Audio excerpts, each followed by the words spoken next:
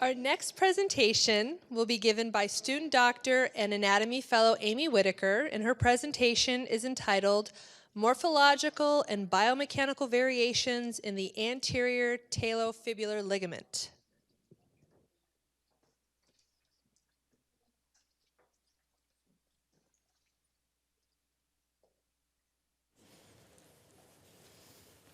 Hi, thank you.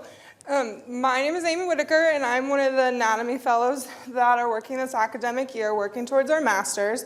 And the program that I've been the project that I've been working on is titled the Morphological and Biomechanical Variations of the Anterior Talofibular Ligament. So just to start, I want to let you know, I'm not going to be saying anterior talofibular ligament the entire time. When I'm referring to the ligament, I'm going to address it as the ATFL. So why is studying the ATFL important?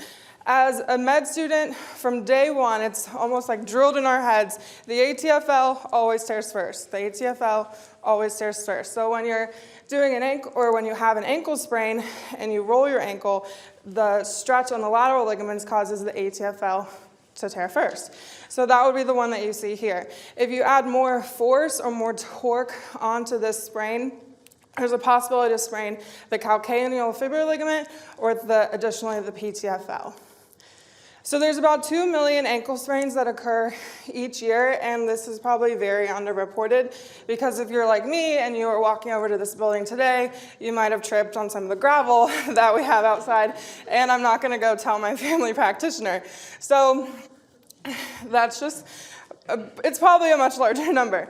And then about 85% of these are inversion sprains. And by an inversion sprain, you can see here, it's where the bottom of the foot actually moves midline. So you're actually stretching the lateral ligaments of the ankle.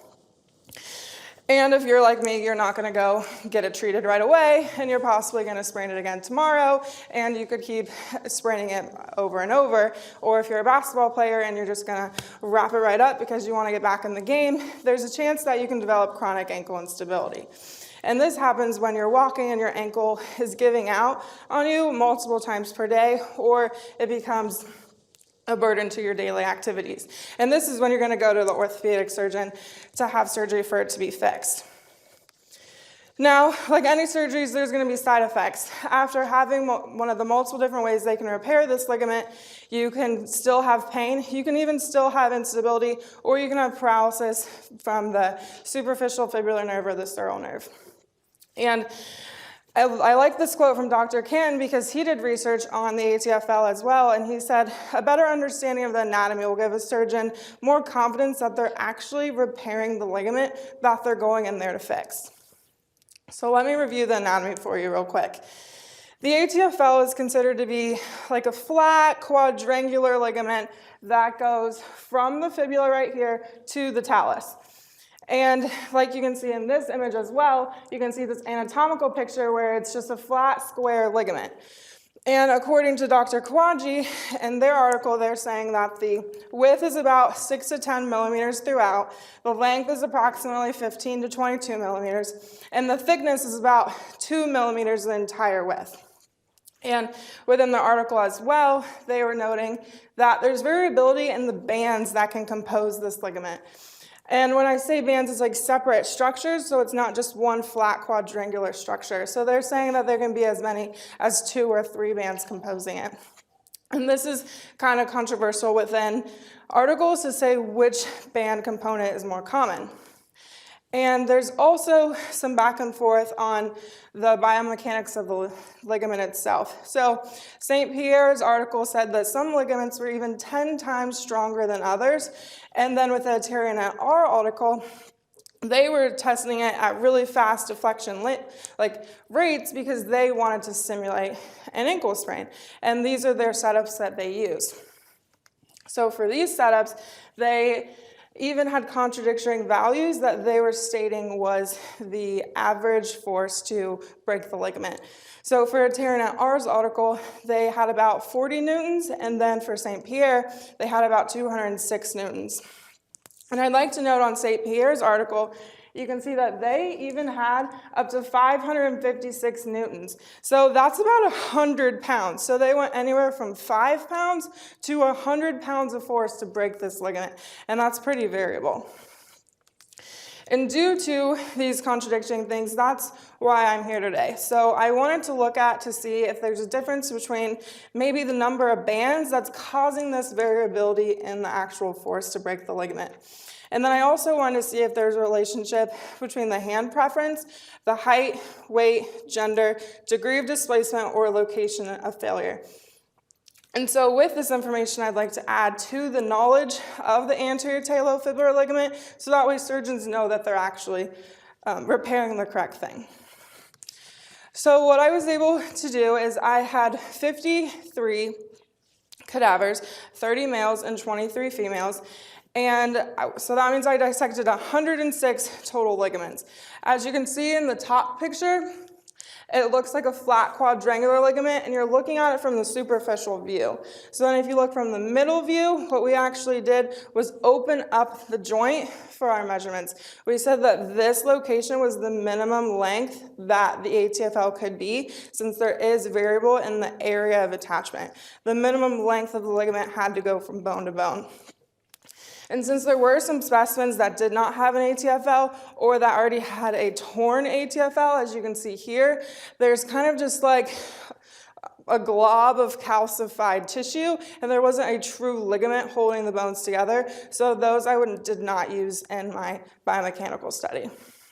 We also were looking at the hand preference because there's some competing studies saying that if you are possibly right hand dominant, then you're also right legged dominant, and you're more commonly to sprain your dominant foot because that's the one you're going to want to plant on after like jumping up or like going in for a kick with soccer.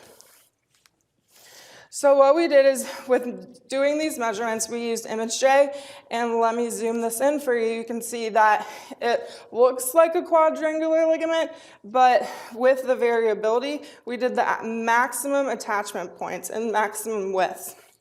So even as you can see right here, right, you would think that this would be the actual width of the attachment of the ligament because that's what you're seeing from the superficial view, but the ligament attached all the way around, so that is the number that we used as our attachment location.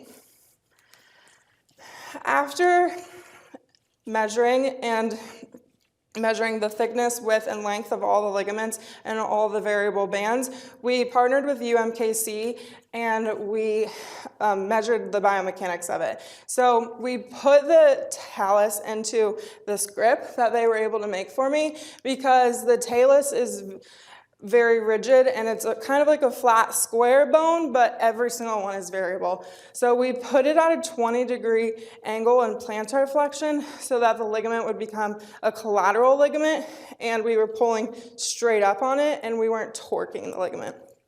And after testing multiple different rates, because we wanted to be as true to an ankle sprain as we could, but at higher deflection rates, our values weren't as good, and the specimen started to slip, and I really didn't want to replicate having grip slippage like previous articles have had. So we chose to distract at 1 inch per minute.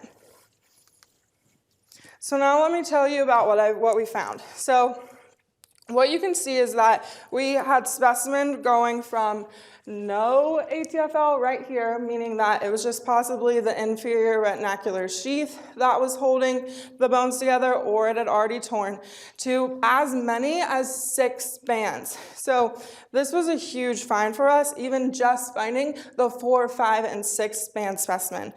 So let me show you what those look like. So all the way over here, you can see that this one has 4 bands. There's 1 band here, 2, 3, 4, and there are 4 distinct bands making up this connection.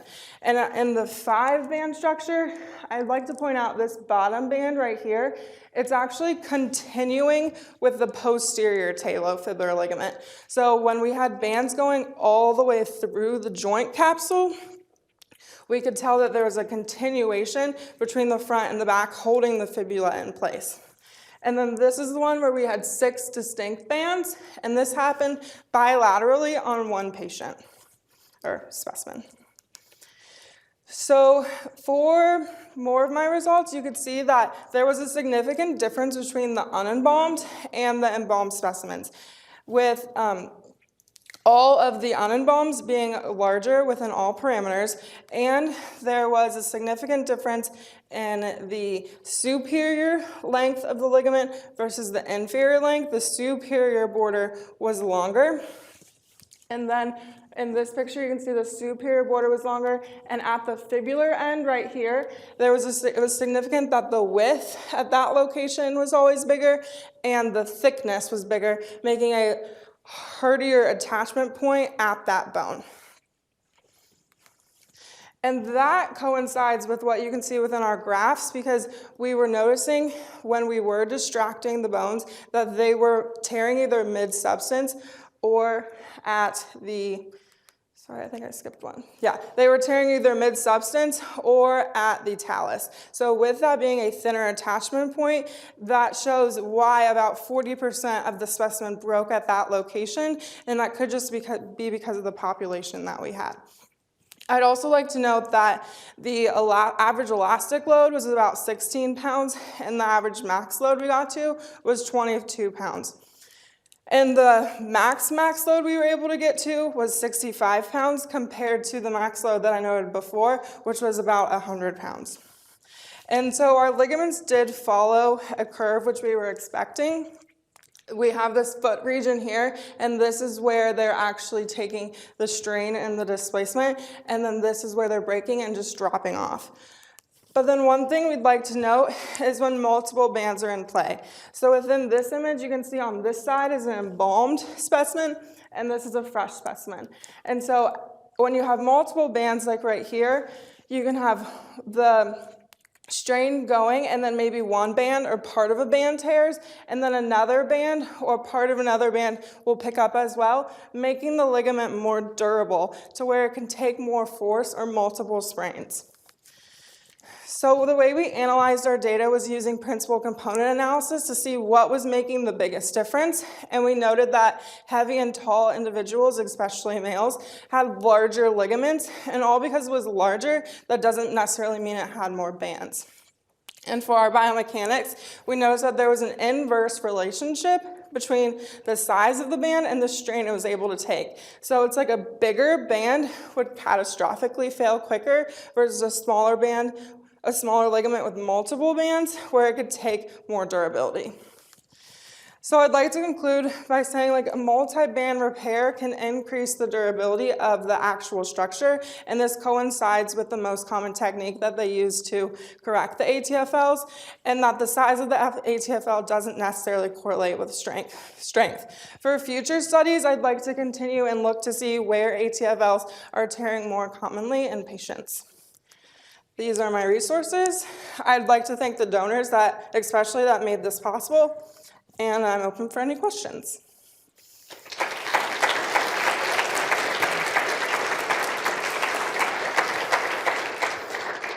We do have time for questions, so if you'd like to come up to the mic.